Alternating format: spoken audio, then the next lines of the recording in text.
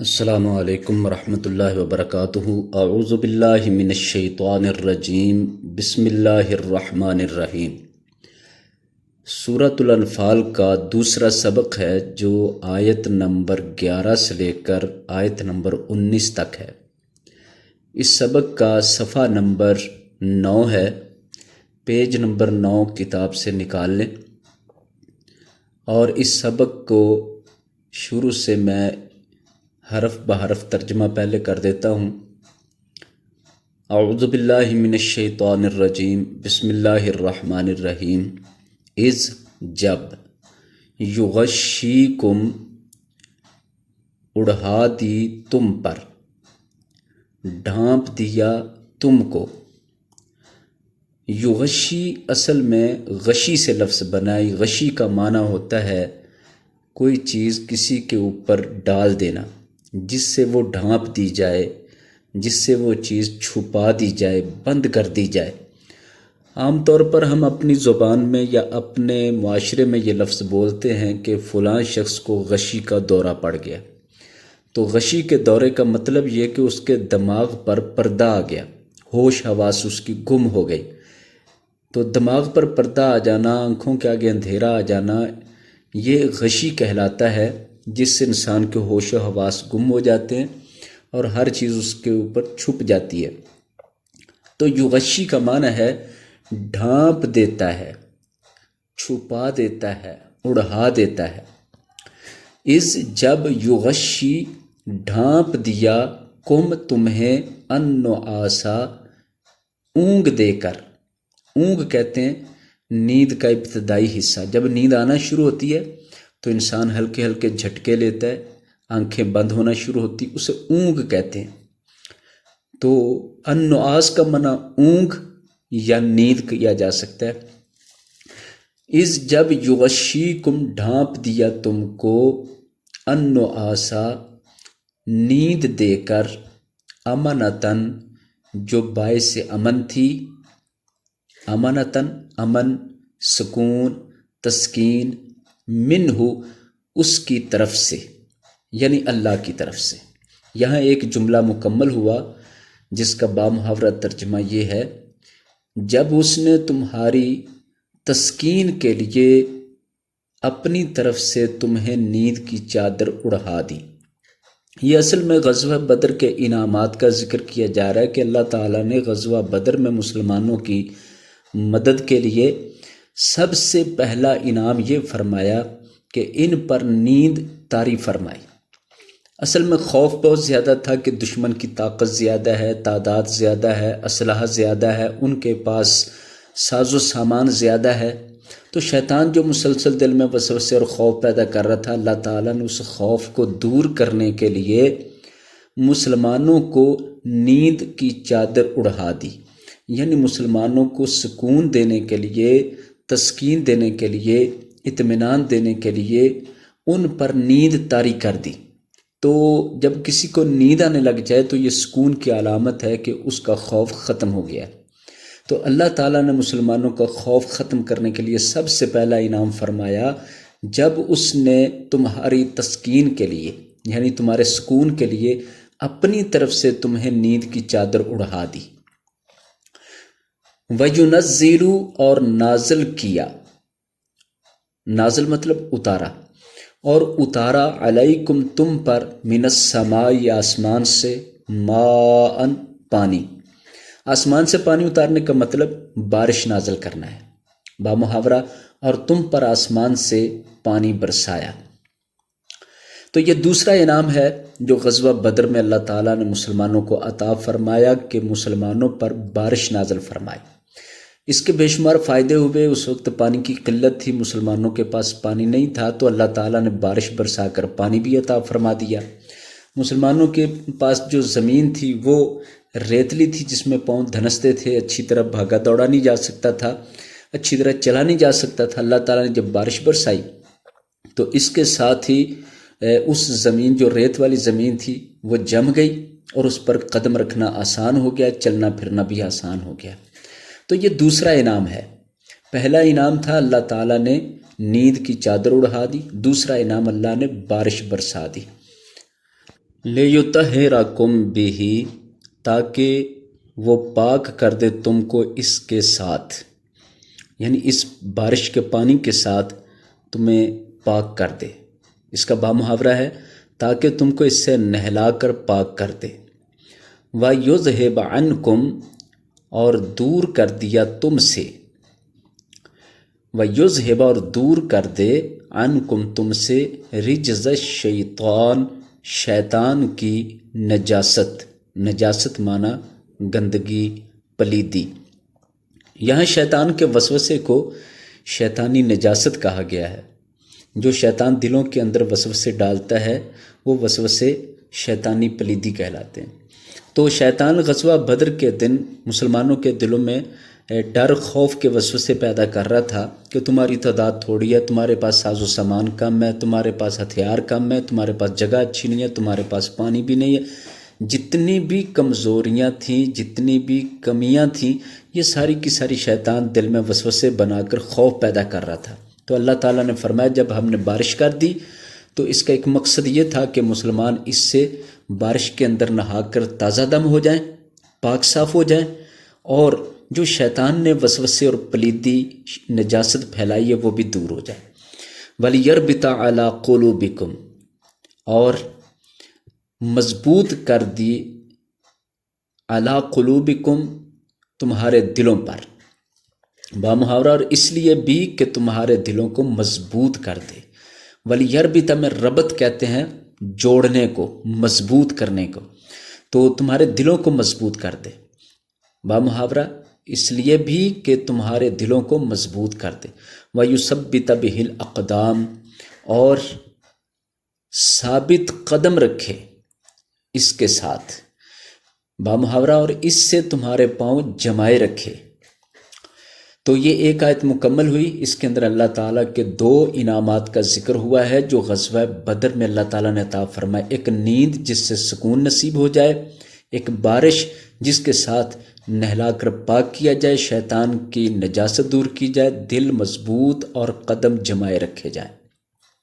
دو چیزوں کا ذکر ہے۔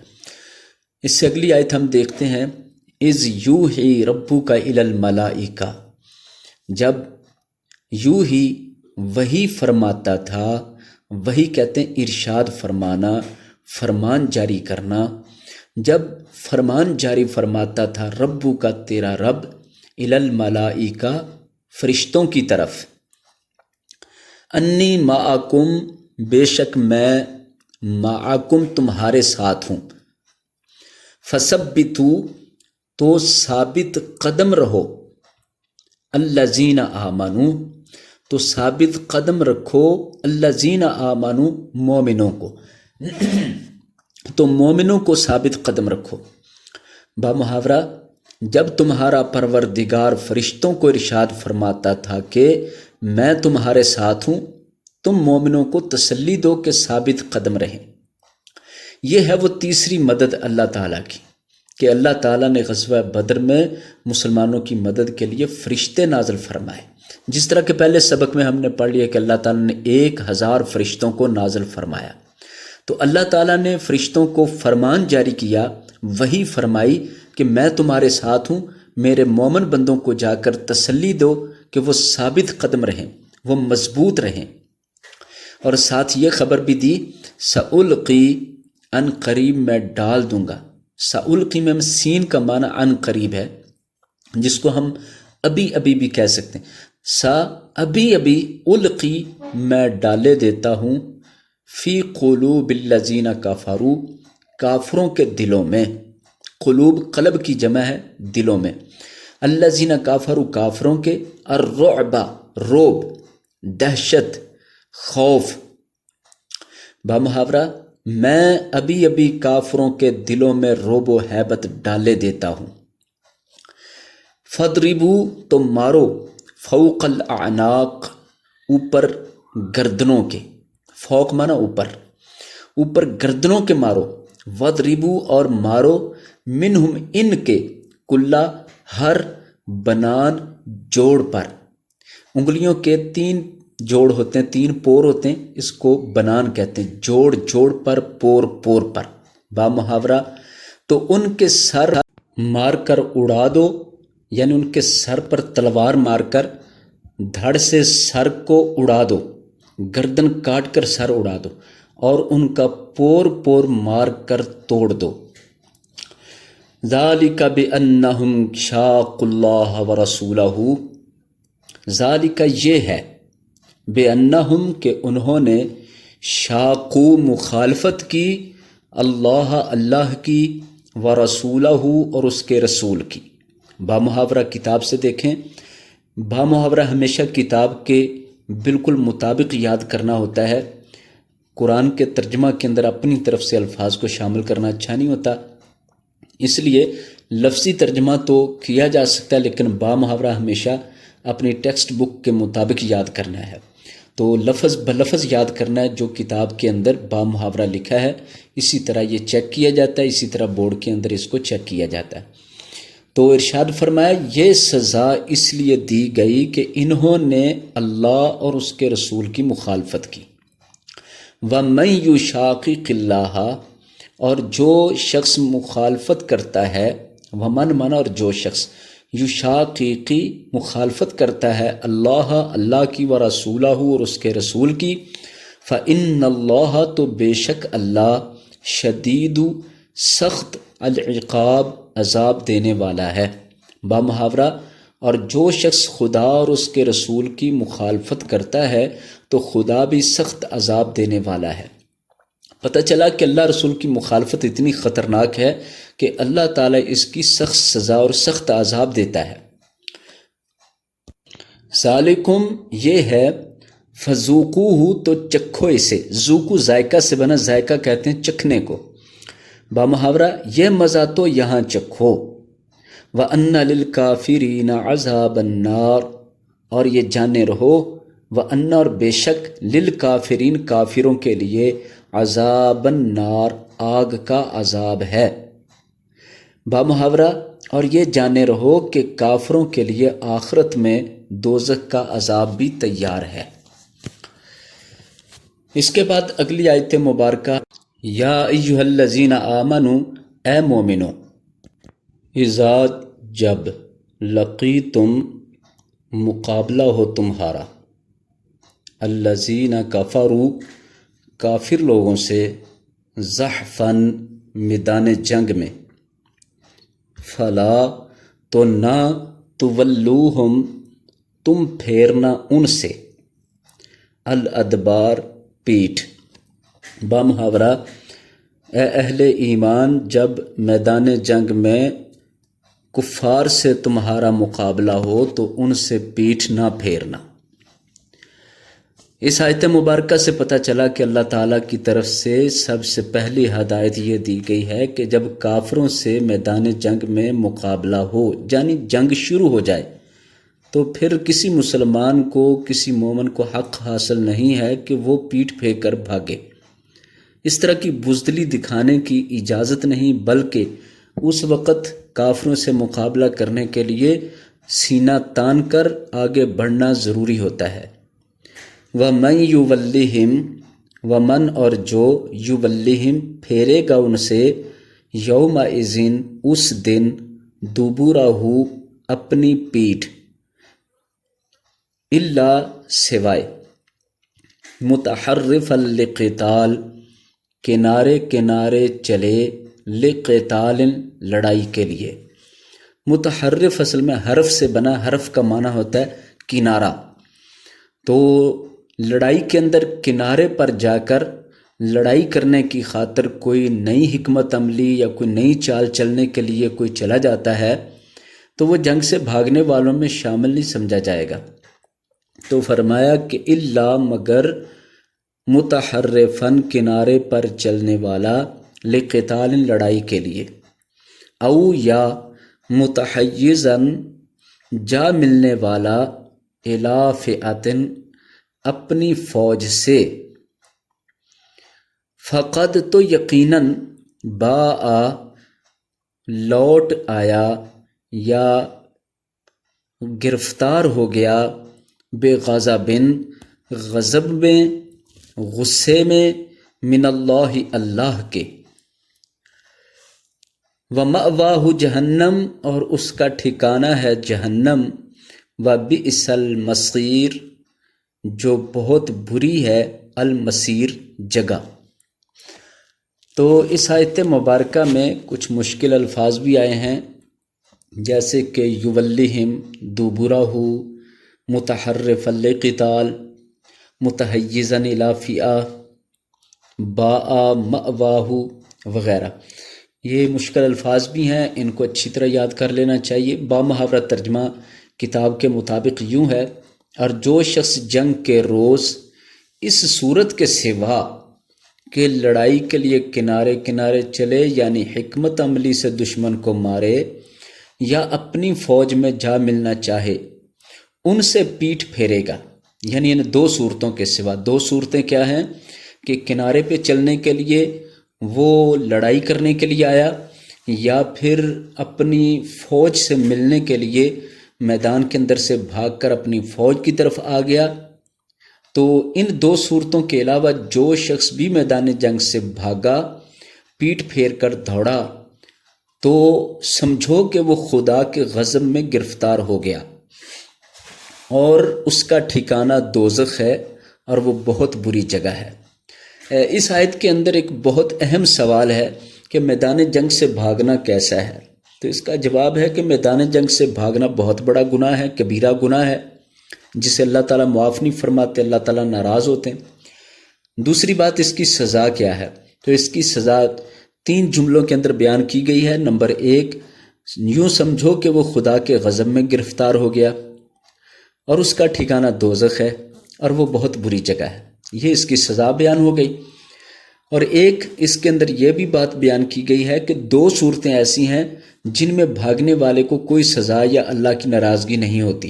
وہ 2 صورتیں یہ ہیں کہ اگر میدان جنگ کے اندر کوئی شخص، کوئی مجاہد، کوئی سپاہی ایسی جگہ پر ہے جہاں سے اچھی طرح حملہ نہیں ہو سکتا، تو وہ وہاں سے بھاگ کر میدان جنگ کے کنارے پر آخر پر چلا جاتا ہے تاکہ وہاں سے دوبارہ حملہ کرنے کے لیے آ سکے، تو اس کو کوئی گناہ نہیں، کیونکہ یہ گھر کی طرف نہیں بھاگا، بلکہ جنگ کے اندر ایک نئی حکمت عملی اختیار کر رہا ہے جس کے ساتھ دشمن پر حملہ کیا جا سکے۔ اور دوسرا وہ شخص ہے کہ جو اکیلا رہ گیا، تو دشمن کے نرغے میں یا دشمن کے گھیرے میں آ سکتا ہے، لہٰذا وہ میدان جنگ سے بھاگ کر اپنی فوج اور اپنی جماعت میں جا کے شامل ہو جاتا ہے تاکہ اپنی جماعت اور اپنی فوج میں مل کر دشمن پر حملہ کرے۔ تو ایسے شخص کو بھی کوئی گناہ نہیں، کیونکہ یہ بھی گھر کی طرف نہیں بھاگا بلکہ اپنی فوج میں آ گیا تاکہ فوج سے مل کر دشمن پر حملہ کیا جا سکے۔ لہٰذا 2 صورتیں ایسی ہیں جن میں بھاگنے والے کو گناہ نہیں۔ ایک تو کنارے کی طرف بھاگ کر آنے والا اپنی نئی حکمت عملی بنانے کے لیے، اور دوسرا وہ شخص جو اکیلا رہ گیا تو اپنی فوج سے ملنے کے لیے آ جائے، تو ان پر گناہ نہیں ہوتا۔ فَلَمْ تَقْتُلُوهُمْ وَلَكِنَّ اللَّهَ قَتَلَهُمْ، تو نہیں، فَلَمْ، فا مانا ہوتا ہے تو، لم مانا نہیں، تو نہیں، تقتلوہم، تم نے قتل کیا ان کو، وَلَكِنَّ اللَّهَ قَتَلَهُمْ، اور لیکن اللہ نے ان کو قتل کیا۔ یہ غزوہ بدر میں جتنے کافر مارے گئے، قتل کیے گئے، اللہ تعالیٰ نے اس قتل کرنے کی نسبت اپنی طرف جوڑ دی ہے، یعنی اللہ نے اپنی مدد کو اس انداز میں بیان فرمایا کہ وہ تم نے نہیں بلکہ اللہ کی ایسی خاص مدد تھی جس بنا پر اللہ نے ان کو قتل کیا ہے۔ وَمَا رَمَيْتَ إِذْ رَمَيْتَ، اور نہیں تم نے پھینکی، یعنی کنکریاں وغیرہ، اِذْ رَمَيْتَ، جب تم نے پھینکی، وَلَكِنَّ اللَّهَ رَمَا، اور لیکن اللہ نے کنکریاں پھینکی۔ یہ رما 3 بار لفظ آ گیا، رمیتا، رمیتا، پھر رما، تینوں کا ایک ہی معنی ہے، کنکریاں پھینکنا۔ تو ارشاد فرمایا بامحاورہ ترجمہ، تم لوگوں نے ان کفار کو قتل نہیں کیا تھا بلکہ خدا نے انہیں قتل کیا، اور اے محمد صلی اللہ علیہ وسلم، جس وقت تم نے کنکریاں پھینکی تھیں تو وہ تم نے نہیں پھینکی تھیں بلکہ اللہ نے پھینکی تھی۔ تو اس میں اللہ نے اپنی مدد کا اس انداز میں ذکر فرمایا کہ جب تم نے کافر قتل کیے وہ تم نے نہیں، اللہ نے قتل کیے، جب تم نے کنکریاں پھینکی وہ تم نے نہیں، اللہ نے پھینکی تھی۔ یہ ان کنکریوں کا ذکر ہے جب رسول اللہ صلی اللہ علیہ وسلم نے غزوہ بدر شروع ہونے سے پہلے کفار کی طرف اپنی مٹھی میں تھوڑی سی کنکریاں لے کر پھینکیں، کافروں کی طرف پھینکی اور ساتھ فرمایا شاہت الوجوہ، یہ سارے چہرے ناکام ہو جائیں۔ تو وہ کنکریاں جو آپ نے پھینکی تو آپ نے ہیں، لیکن جہاں تک وہ پہنچی وہاں تک اللہ تعالیٰ نے پھینکی ہیں، یعنی کافروں کے ہر شخص کے منہ پر وہ کنکری لگی۔ تو جو کنکریاں چند ایک تھیں وہ 1000 کے لشکر تک یا 1000 کے قریب جتنی بھی تعداد تھی ان تک پہنچانا اور پھر ہر ایک کے منہ پر نشانے پر لگ جانا، یہ اللہ تعالیٰ کی کہہ لیں قدرت ہے، اللہ تعالیٰ کی نصرت ہے، اللہ تعالیٰ کی خاص مدد ہے، جس کے ذریعے اللہ تعالیٰ نے وہ کنکریاں ان کافروں کو لگائی ہیں، اللہ نے ان پر پھینکی ہیں۔ پھر ارشاد فرمایا وَلِيُبْلِيَ الْمُؤْمِنِينَ مِنْهُ بَلَاءً حَسَنًا، وَلِيُبْلِيَ، اور تاکہ آزمائے، المؤمنین مومنوں کو، منہ اس سے، یعنی اپنی اس مدد کو بھیج کر آزمائے مومنوں کو، بلاءً آزمانا، حسنا اچھی طرح، بامحاورہ اس سے یہ غرض تھی کہ مومنوں کو اپنے احسانوں سے اچھی طرح آزما لے۔ ان اللہ، بے شک اللہ، سمیع سننے والا، علیم جاننے والا ہے، بامحاورہ بے شک خدا سنتا جانتا ہے۔ ذالکم، یہ ہے، وَأَنَّ اللَّهَ، اور بے شک اللہ، موہن، کمزور کر دینے والا، قیدی تدبیر، الکافرین، کافروں کی۔ بامحاورہ بات یہ ہے کہ کچھ شک نہیں کہ خدا کافروں کی تدبیر کو کمزور کر دینے والا ہے۔ تو اس آیت مبارکہ میں بتایا اللہ تعالیٰ اس بات پر قادر ہے کہ کافروں کی تدبیر کو جیسے چاہے کمزور کر دے۔ تو اللہ تعالیٰ نے غزوہ بدر میں کافروں کی ہر تدبیر، ہر کوشش اور ہر ان کی طاقت قوت کو کمزور بنا کے رکھ دیا، مسلمانوں کو ایسے خاص طریقے سے مدد عطا فرمائی۔ اس کے بعد اگلی آیت مبارکہ ہے ان، اگر، تستفتحو، تم فتح مانگتے ہو، تم فتح چاہتے ہو، تستفتحو کا معنی تم فتح چاہتے ہو یا مانگتے ہو، فقد، تو یقیناً، جاءکم، آ گئی تمہارے پاس، الفتح، فتح، بامحاورہ اے کافرو، اگر تم محمد صلی اللہ علیہ وسلم پر فتح چاہتے ہو تو تمہارے پاس فتح آ چکی۔ یہاں فتح بمعنی فیصلہ ہے کہ تم فیصلہ چاہتے تھے تو فیصلہ تو محمد صلی اللہ علیہ وسلم کے حق میں آ چکا ہے۔ وَإِن، اور اگر، تنتہو، تم باز آ جاؤ، تنتہو کا معنی باز آ جاؤ، منع ہو جاؤ، اپنے افعال سے رک جاؤ، فَهُوَ خَيْرٌ لَكُمْ، تو وہ بہتر ہے تمہارے لیے، خیر معنی بہتر، بامحاورہ دیکھو اگر تم اپنے افعال سے باز آ جاؤ تو تمہارے حق میں بہتر ہے۔ وَإِن، اور اگر، تعودوا، تم پھر کرو گے، نعد، تو ہم بھی پھر کریں گے، بامحاورہ اور اگر پھر نافرمانی کرو گے تو ہم بھی پھر تمہیں عذاب کریں گے۔ وَلَن تُغْنِيَ عَنْكُمْ، اور ہرگز نہیں، تغنیہ کا معنی کام آئے گی، فائدہ دے گی، بچا سکے گی، اور ہرگز نہیں تم کو بچا سکے گی، فئتکم، تمہاری جماعت، شیئا، کچھ بھی، بامحاورہ اور تمہاری جماعت خواہ کتنی ہی کثیر ہو تمہارے کچھ کام نہ آئے گی۔ ولو کا صورت، ولو اور اگرچہ، کا صورت کتنی ہی کثیر ہو، کثیر معنی زیادہ، کتنی ہی زیادہ ہو۔ وَأَنَّ اللَّهَ، اور بے شک اللہ، مع المؤمنین، مومنوں کے ساتھ ہے، بامحاورہ اور خدا تو مومنوں کے ساتھ ہے۔ اس آخری آیت کے اندر ایک بہت بڑی تنبیہ یعنی باخبر کیا گیا ہے، وارننگ دی گئی ہے کہ اے کافرو، تم محمد صلی اللہ علیہ وسلم پر فتح چاہتے تھے اور فیصلہ چاہتے تھے تو اللہ تعالیٰ نے وہ فیصلہ کر دیا۔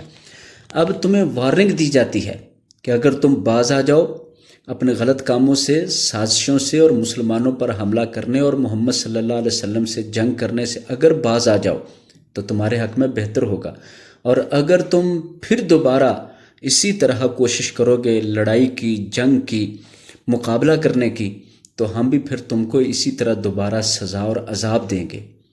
اور یہ بھی یاد رکھو تمہاری جماعت اور فوج کتنی بھی کثیر تعداد میں تمہارے کچھ کام نہیں آئے گی، اس لیے کہ خدا تو مومنوں کے ساتھ ہے۔ یہاں سے الکلمات و تراکیب شروع ہو رہے ہیں، یعنی الفاظ اور ان کے معانی۔ تو یہ چند الفاظ جو مشکل اس سبق کے اندر ہیں وہ دیے گئے ہیں اور ان کے معنی بھی لکھے گئے ہیں۔ ان کو اسی طریقے سے کتاب کے مطابق اور تمرین کے مطابق یاد کر لیا جائے۔ اس کے بعد آگے التمارین شروع ہو جاتی ہے، جس میں 3 سوال ہیں اور چوتھا سوال عبارات کے مفہوم کا ہے۔ لہٰذا ہم سب سے پہلا سوال لیتے ہیں، السوال الاول۔ اس سبق میں غزوہ بدر کے حوالے سے اللہ تعالیٰ کے کن انعامات کا ذکر ہے؟ تو ہم نے سبق میں بھی بیان کیا کہ اس سبق میں غزوہ بدر کے حوالے سے اللہ تعالیٰ کے 3 انعامات کا ذکر ہے۔ سب سے پہلے نمبر پر نیند، تاکہ اللہ تعالیٰ سکون اور اطمینان عطا کرنے کے لیے تمہیں نیند عطا کرے۔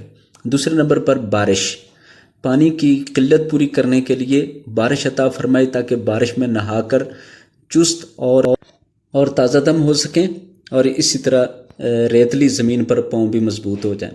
اور تیسرا انعام تھا فرشتے، جو 1000 کی تعداد میں مسلمانوں کی مدد کے لیے اللہ نے نازل فرمایا۔ وہ مسلمانوں کو تسلی اور حوصلہ بھی دیتے تھے، اور یہ بات بھی دل میں ڈالتے تھے کہ کافروں کی گردنیں کاٹ دو، کافروں کا جوڑ جوڑ توڑ کے رکھ دو۔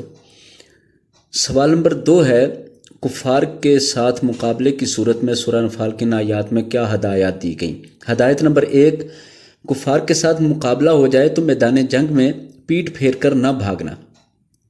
جو شخص بھی پیٹھ پھیر کر بھاگے گا تو اللہ تعالیٰ اس پر غضبناک ہوگا، اور اس کا ٹھکانہ دوزخ ہے، جو بہت بری جگہ ہے۔ سوائے 2 صورتوں کے، ایک صورت یہ ہے کہ کوئی شخص میدان جنگ کے کنارے پر جا کر کوئی حکمت عملی اپنائے، کنارے پہ جا کے لڑائی کرنے کے لیے دوبارہ میدان جنگ میں شامل ہونا چاہے تو اس پر بھی گناہ نہیں۔ اور دوسرے نمبر پر کوئی شخص اپنی فوج سے اکیلا رہ گیا تو اپنی فوج سے ملنے کے لیے دوڑ جاتا ہے اور فوج سے مل کر دوبارہ حملہ کرتا ہے تو اس پر بھی کوئی گناہ نہیں ہے۔ لہٰذا 2 ہدایات ہیں اور 2 قسم کی ہی رخصتیں ہیں کہ جن پر گناہ نہیں ہوتا، 2 صورتوں میں گناہ نہیں ہوتا۔ تو یہ سبق کے اندر بھی دہرا دی گئی ہیں۔ سوال نمبر 3 ہے، کفار کو خطاب کرتے ہوئے آیات میں کیا تنبیہ کی گئی؟ تنبیہ کا معنی ہوتا ہے خبردار کرنا، وارننگ دینا۔ اس سبق میں اللہ تعالیٰ نے کافروں کو یہ تنبیہ اور وارننگ دی ہے کہ تم محمد صلی اللہ علیہ وسلم پر فتح چاہتے تھے، فتح تمہارے سامنے آ چکی ہے۔ اب اگر تم اپنے افعال سے باز آ جاؤ تو تمہارے لیے بہتر ہوگا، اگر تم دوبارہ اس طرح کرو گے تو ہم بھی دوبارہ عذاب کریں گے۔ تمہاری جماعت اور فوج خواہ کتنی کثیر ہو، تمہارے کچھ کام نہ آئے گی، اس لیے کہ خدا تو مومنوں کے ساتھ ہے۔